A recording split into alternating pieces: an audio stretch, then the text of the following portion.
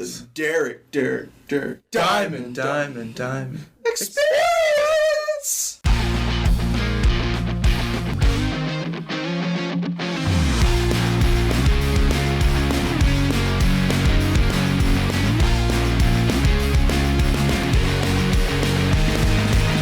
Welcome to episode 339 of the Derek Diamond Experience podcast. I'm your host, Derek Diamond, and hopefully you enjoyed last week's episode with guest host Jeremy Branch, talking with myself, Steve Wise, and Chad Sanders about the making of my latest short film, The Feature.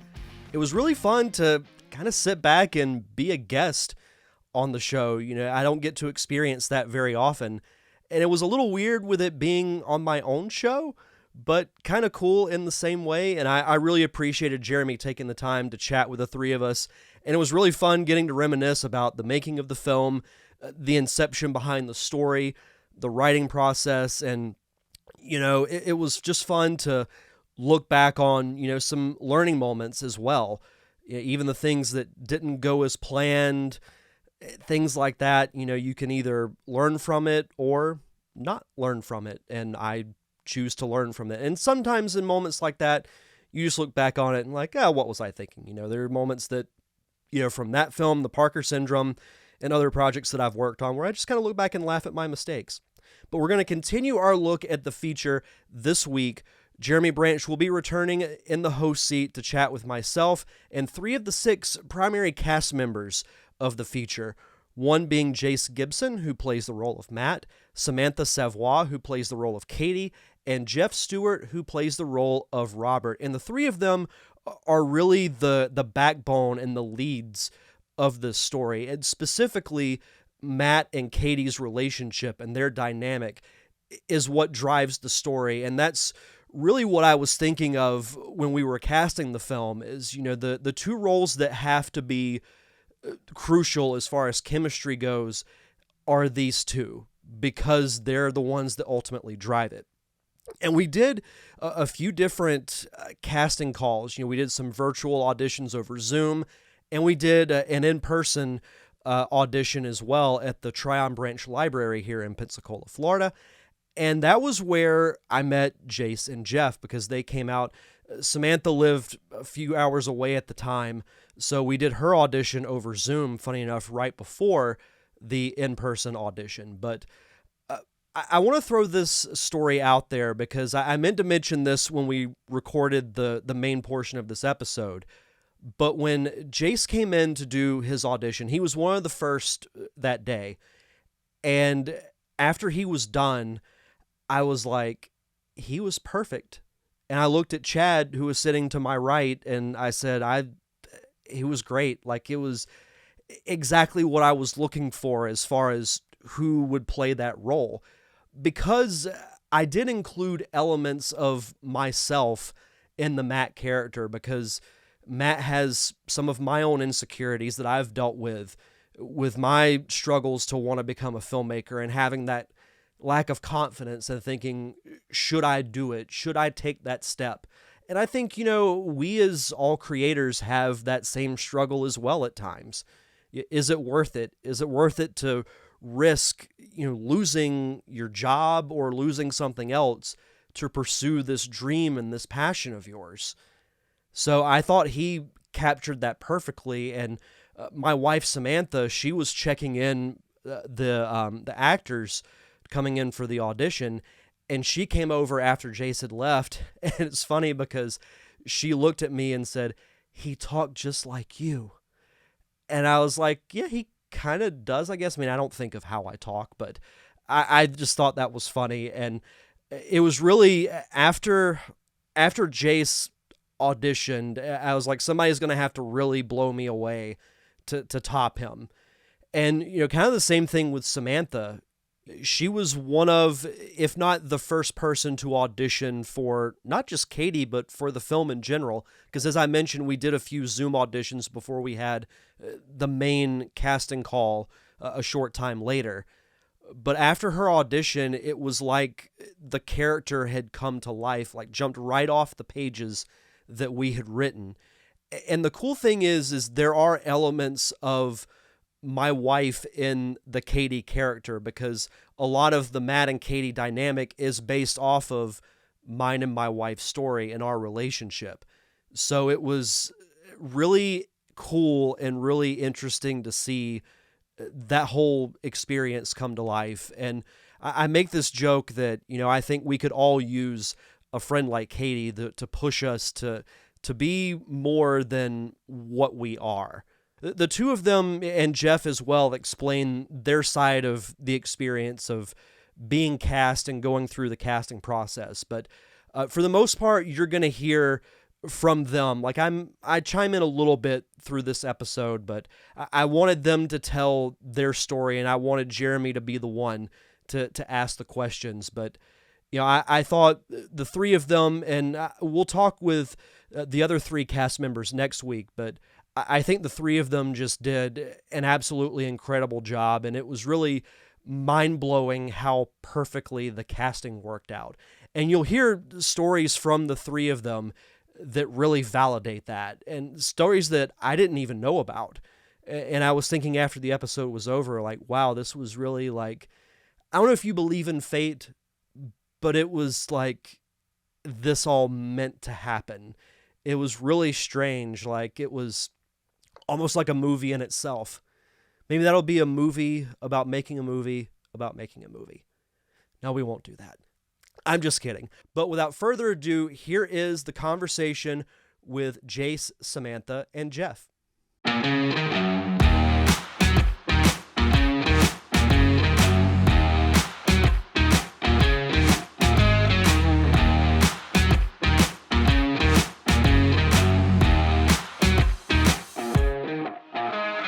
Welcome to the Derek Diamond Experience. I am not Derek Diamond. I'm Jeremy Branch, and I am so excited to be subbing in for Derek on a conversation in regards to his latest project, The Feature. And joining me along with Derek is some of the cast from the film. This is my first time meeting the cast from the film, so hopefully I can get to know them along with you, but we'll go ahead and start with Samantha. Welcome to the show. Thanks for being here. Hi. Also joining us is Jeff. Hello. And Jase. How's it going, y'all? What's up, y'all? Doing fantastic. Yeah, Derek, we had a great conversation last week kind of on the production side of things. We talked with Steve, and we had a conversation about kind of what goes into making it from that side, along with Chad Sanders. And on this kind of discussion, I think it would just make sense for us to lean into kind of the acting process, what it took for each of our actors to get into their roles, what they were expecting, all of that kind of stuff. So I guess that seems like a good starting point. Jeff, when you got involved with this project, did you know Derek prior to working with him? I did not. No, it was kind of just the open casting call kind of thing, and went that. And I actually read for a different character when I went to the casting call. So it was kind of a different, I guess, than what I had in mind, and got a call or an email, I guess, a few days later, just saying, hey, would you be up for reading for this other character? And so that's kind of how my part took off in that. So talk to me a little bit about that. Was this your first time being involved in a production as an actor, or have you done other work before? Not a whole lot of other work, a couple other things. So pretty limited experience as far as, what to expect and how that goes. So first one, I guess, that wasn't kind of a friend or, somebody that I knew prior going into it. So I'd say my first project of just kind of coming in raw with everything. Excellent. All right. So what is the name of your character? Can you give us just like a brief synopsis of who you play? Sure. My character's named Robert, and he is a waiter / actor, because I think you guys talked about last week kind of the movie within a movie. So it's kind of meta in that way, and kind of just a fun experience to get to play around with that. Even just when this movie gets made, and just doing some of those things, like taking on a couple different, being an actor, playing an actor in a movie. Yeah. It's just, it's very Inception, Yeah, that's actually a good call. Samantha, same question. How did you get involved with the project? So it was actually kind of funny because I had a friend who knew of this audition send it to me like a day before it was due. So I didn't have a lot of time to prep for it, but I think it kind of helped me out because I didn't like overthink it too much. I just kind of did the read and it was a lot of fun and I really enjoyed meeting Chad and Derek. And then we had like one callback Zoom meeting where we read with some of the other potential actors, and that was really fun because it actually changed a little bit of how I played the character. Not too much, but just a little bit, because I mean, you kind of go off of what other people are giving you. So it was really fun to do that. And actually they like emailed me back right after and were like, hey, can you hop back on the Zoom meeting? That's a good sign. Yeah, that was a good sign. Actually, I thought that maybe I'd forgotten to do something. So I automatically was like, oh no, what I do wrong? But no, it was great. And then they told me I had the role. So that was fun. So let me ask you this. In between when you first got the script and did the read the following day, and then when you got on the Zoom call, how much time had passed in that span? Maybe like, I guess like 16 hours. Total. Oh, okay. Okay. And you said because it was kind of fresh when you did the first read, do you feel like you had time to get in your head over the next little bit of time? Did you dive deeper into the script, or like, what was it like between that first read and the callback? I did have more time to dive into it, but it was funny because the more I dove into it, I was more like, okay, my initial reaction to who this character was pretty spot on for what I think she is like. Oh, great. So it worked out. Fantastic. And then Jase, how did you get involved with the feature? Pretty similar. I saw where the audition was happening and I just kind of ran down there, but I sat in my car for like 30 minutes, just running over the little snippet of a script they had over and over, just making sure that I had it memorized. Cause I just wanted to try and be the best that I could as soon as I walked in. And, eventually I got the call back, and it was a chemistry kind of test with Samantha. Yeah. And we ran through a scene just a couple of times, and then they had us step out of the room. We walked back in and we had the part. It was pretty cut and dry. It was really surprising. I was just so scared, and it ended up being a lot easier than I expected. So the three of you are, what I would say is fair to consider the leads of the story, but in particular, Jase and Samantha's relationship is kind of the emotional center of the story itself. So as you said, Jase, it was almost like a chemistry read, and it really, I imagine, in the casting process mattered. And I think the casting was very well done because everybody's interplay between each other just turned out really nicely. I was able to see the film. I haven't seen the final cut, but I'm very aware of the flow of everything. And I think all three of you did an exceptional job. So Samantha, how would you define your character? When you said that you kind of pegged the way that you saw this character, how would you describe the type? Like what is it specifically that you saw in her? Well, I think it's easy with that type of character to just kind of be that boss woman who's like, I'm going to get everything done, but I kind of matched it to a relationship that I have with a good friend who I'm always pushing him to like go audition, to go do this, to go do that, because he and I have like the exact same dream for our careers, but sometimes he needs a little motivation. So for me, I could just tie this to a personal experience so well that it really helped develop that character. And I think I wanted to highlight like how much she was really invested in her friend, like how much she really wanted him to succeed too. And how it was hurting her to see him not try, And I mean, that's how the script starts and how it ends too. So I think that tying into that helped her not come across as just this, I'm in charge of everything and I can get everything done. Yeah. I've got a question on the tip of my tongue that I'm not going to ask because I don't want to dive too deep into what happens throughout the story. But I guess, Jase, I've got a kind of similar question for you. I'll reframe it a little bit. Like, how much of yourself do you bring in to the character? versus what's on the page? Do you adapt maybe some of your own experiences? How do you approach bringing a character like this to life? Well, funny enough, this character was pretty easy for me because I found so many similarities between myself and Matt, where he's really insecure. You know, he has these aspirations and he doesn't really believe that he can do it. And I felt very similar for a long time. And funny enough, similar to Samantha, I have a really good friend who wants to get into acting. And if it wasn't for her, I wouldn't have even gotten back into it ever since high school. And there was a 5-year gap in between. I jumped back into acting and she would just start sending me all these different auditions to go check out. And I would be like, you know what, I'll try it. And so there wasn't a whole lot of work that I had to put into this character because I just felt like somehow Derek had just written me. Okay. It was weird. That's the biggest really compliment you could have given me. Hey. Jeff, same kind of question. As somebody that doesn't have a whole lot of experience, how did you approach bringing a character to life?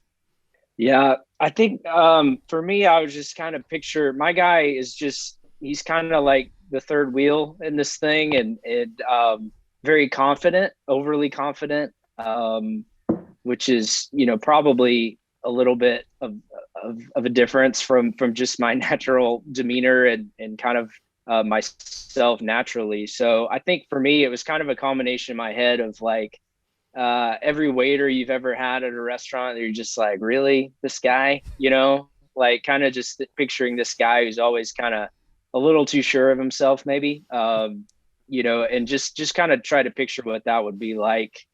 Nobody in particular, but just kind of that personality type. So specifically, can you name names? Tell us what restaurant they work at. No, I'm just kidding. No, I think I love your character. I really enjoyed that take. And it's funny to hear you say overly confident. Because I do suppose that's a way to read it, but I just took him as being confident and being the more assertive personality type. So right. I think you did a really good job. And especially to know that, you know, this is one of the first projects that you've been involved in. It just seems like all of y'all slid into this really naturally. And I would be very excited to find out, you know, what comes next for each of you in this as a hobby, in it as a career. Samantha, what would you say is your aspiration moving forward? That's a great question. Yeah, let me just ask you the hard-hitting stuff right here and put you on the spot. Yeah. No, I'm actually more involved with no softballs today. I know, right?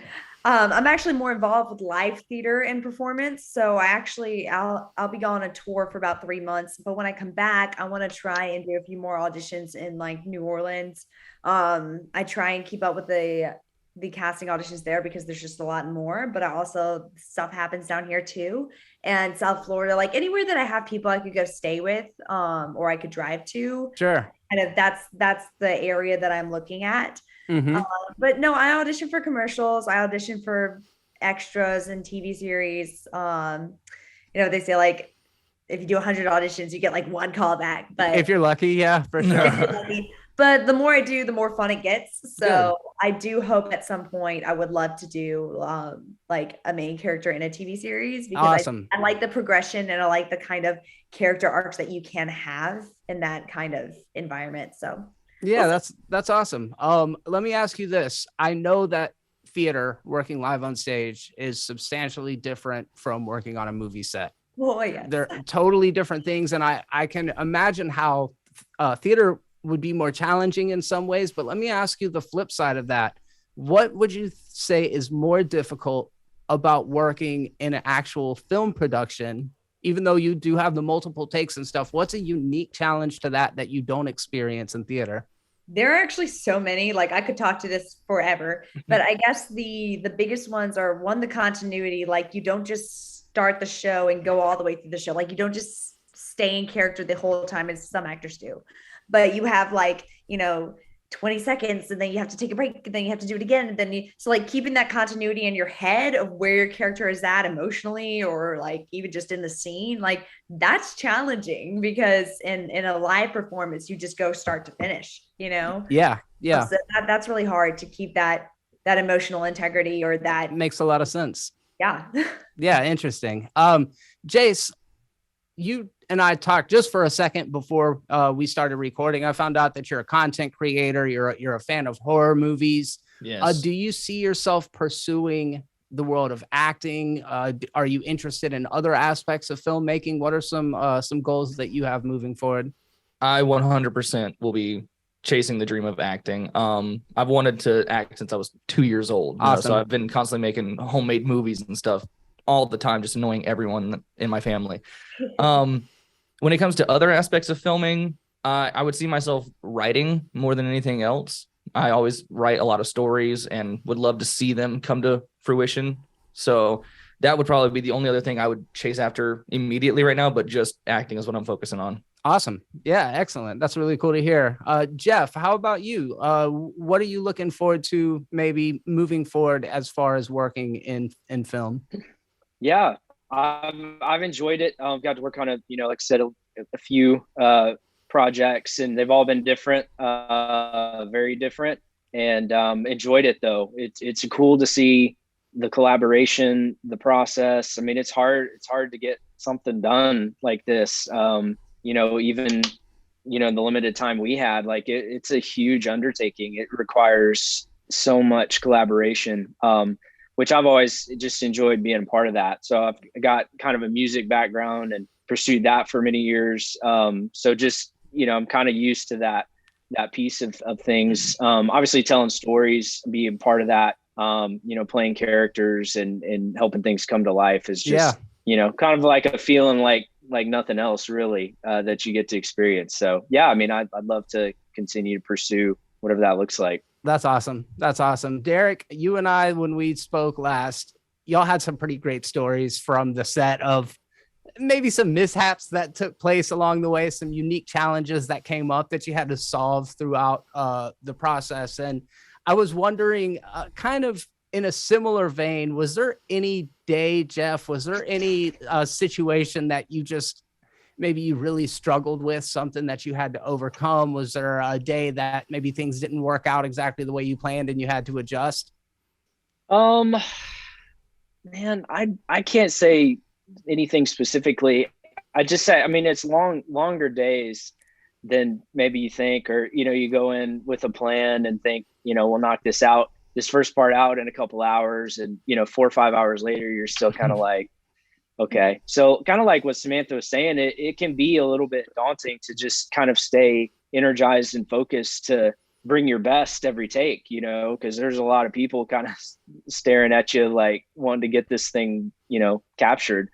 So I'd say that of just maybe just the longer days of really trying to keep the, not the effort, but just the quality there. That's interesting. Jase, would you say that there was, I'm actually really curious about this, because I understand that Derek, the director, is oftentimes making the ultimate call, but did you find that there was ever a time that like, man, I really screwed up that take. I don't feel great about it, but maybe Derek was like, all right, we got to keep this thing moving. I need to go back and take it again. Was there ever a situation where you just kind of had to trust that you had given the performance, or were there times that you felt that you needed to go back and redo them? Oh yeah. Basically every time I opened my mouth.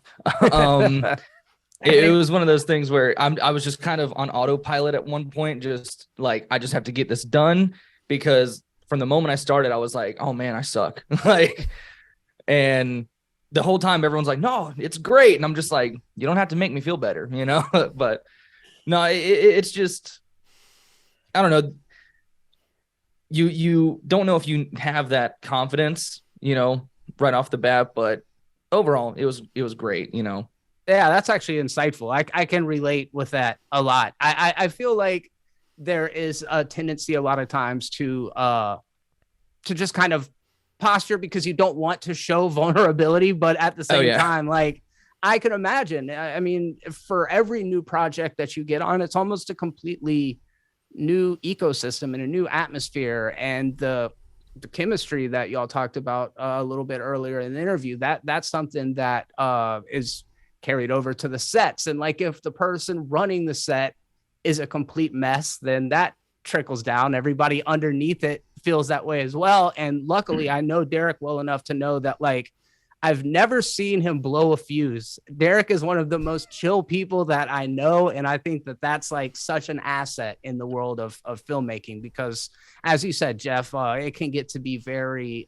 taxing as far as the amount of time that it takes. So to have somebody with a level head and a cool demeanor, I think is can't be overstated how important that is. So go ahead, Jase. Well, I was going to kind of piggyback onto that of him never really getting angry. There was a time where I thought I had screwed up royally.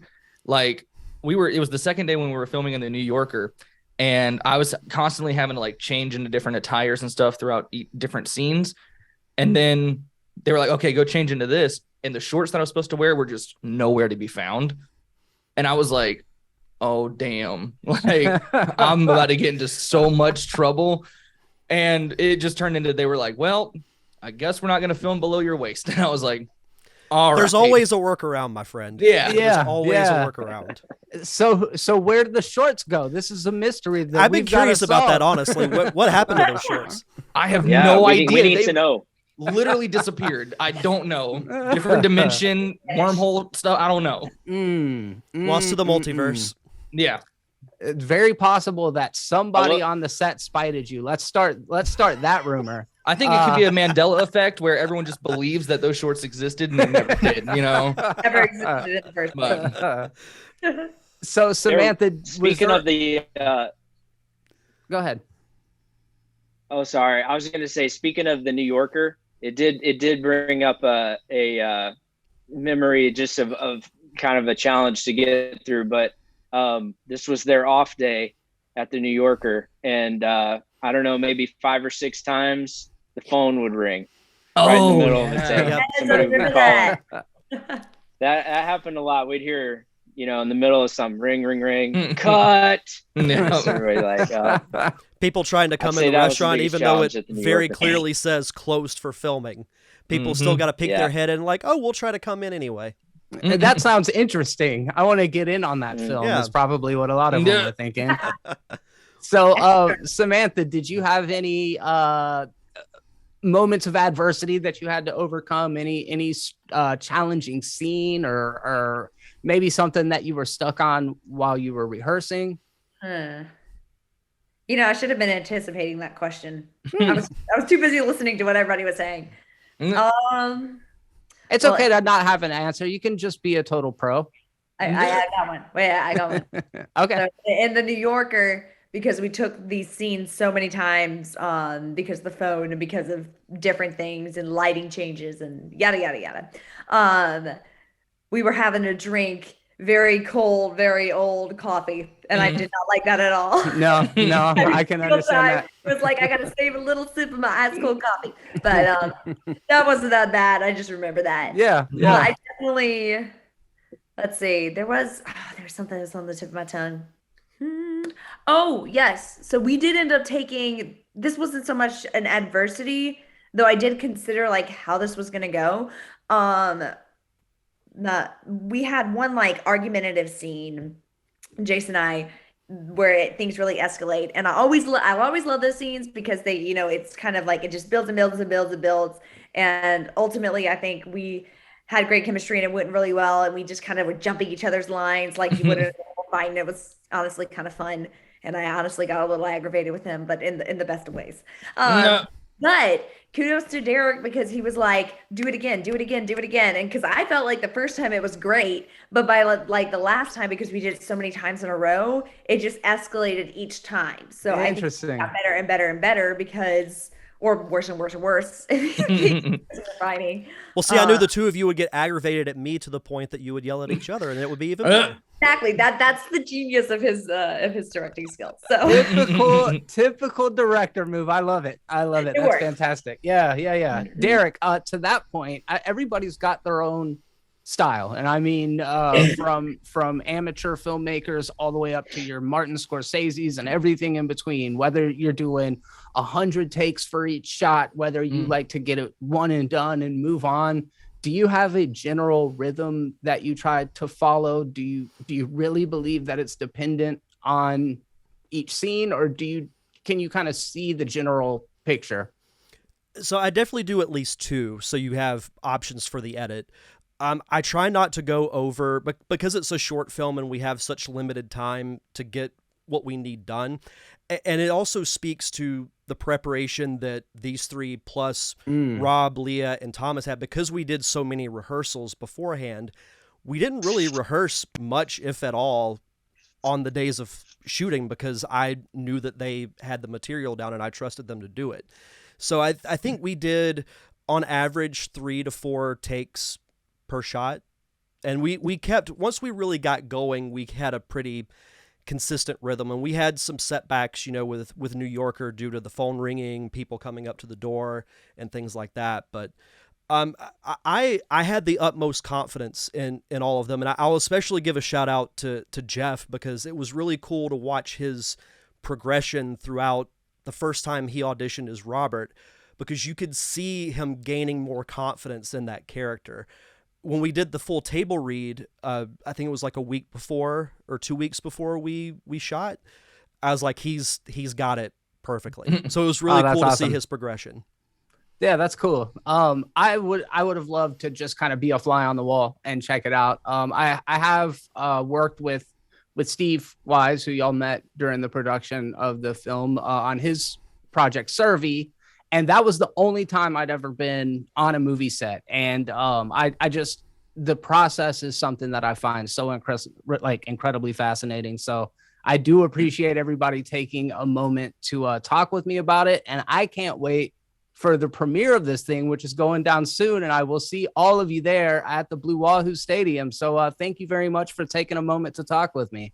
Thank you once again to Jeremy Branch for stepping in as guest host, and thank you to Jase, Samantha, and Jeff for taking the time to relive their experiences making the feature. And I know I mentioned this in the intro, but the three of them just did an amazing job with bringing these characters to life in better ways that I could have ever imagined. And I'm really proud of the three of them and how this whole project has come together. And you'll get to see it in just under 2 weeks if you're listening to this the day it drops, because the feature will be premiering at the Gulf Coast Filmmakers Showcase Double Feature Saturday, January 21st at Blue Wahoo Stadium inside the home clubhouse. Tickets are now on sale. If you just go to facebook.com/thefeaturemovie, click on the event page and you'll see the link where you can purchase tickets from there. They'll be $10 each. And we'll also be showing Those Creatures Out There, a behind-the-scenes look at the making of the indie film The Nightlings. The Nightlings is a film that was shot here in Pensacola, and of course the documentary is as well. So the documentary will precede the premiere of the feature. We'll be doing a Q&A afterwards, so it'll be a lot of fun. I can't wait to see who all comes out, and just to reconnect with old friends, to chat with the cast and crew again, and just celebrate the making of this movie. And I think it's going to be something really special. But we're going to have a bonus episode of the Derek Diamond Experience this week. Speaking of Those Creatures Out There, I'll be chatting with Chad Sanders will be returning. He edited the documentary. David Vanderlyke was the director of the documentary, as well as the two creators of The Nightlings, Mylan Smith and Ray Guillory, will all be on the show to talk about making The Nightlings, as well as the inspiration of the documentary and how that came about as well. So that will be out this Thursday on YouTube and all podcasting platforms. And then next Monday at our regularly scheduled program, we'll be concluding our look at the feature with the three remaining cast members, Rob Eubanks, Leah Christine Johnson, and Thomas Carter Rochester, will be coming on the show to talk about their time of making the feature. But until then, you could check out past episodes of this show on Apple Podcast, Stitcher, Spotify, wherever you get your podcasts. Just search for The Derek Diamond Experience. And if you could, please leave a review, because the more reviews I get, the more visible I become to the podcasting public. These special episodes will also be available on YouTube, youtube.com/DDiamondPodcast. For the most part, the show's going to be audio only, but the episodes dedicated to the feature and those creatures out there you can find on YouTube. You can also follow the show on social media, Facebook, Twitter, and Instagram at DDiamondPodcast. Or if you want to find everything in one location, just head to linktree.com/DDiamondPodcast. You'll find everything there.